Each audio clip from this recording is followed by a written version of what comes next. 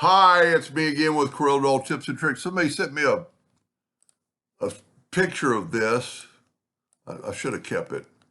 And I first looked at him going, that's going to be hard to try to figure out the angle. But it's totally not.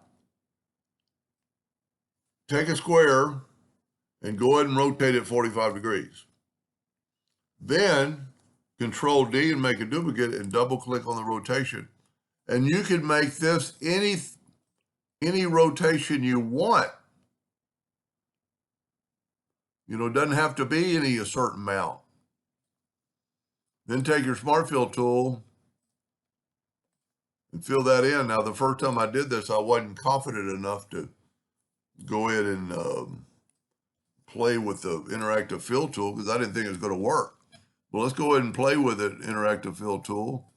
And let's put black this time up top and Control D, make a duplicate and just put the center rotation on there and then just rotate this 45 degrees.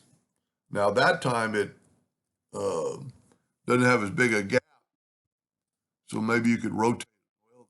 So maybe it's not perfectly as easy as I thought. I was actually trying to make it a little bit more difficult. So let's take this. I don't know why Corel started doing that. And let's rotate it just a little bit more.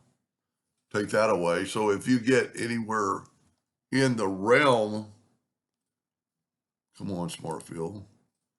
If you get anything in the realm, I'm gonna set my, well, I don't need to have that in the center of the page. But this time let's put black up top with the interactive fill tool. Maybe it'll look like it's going to the bisque. We put a black background around it. Now, Control D, double click on your rotation till you get it on that node, and then rotate that 45 degrees. And look at that. Now I've got some spaces.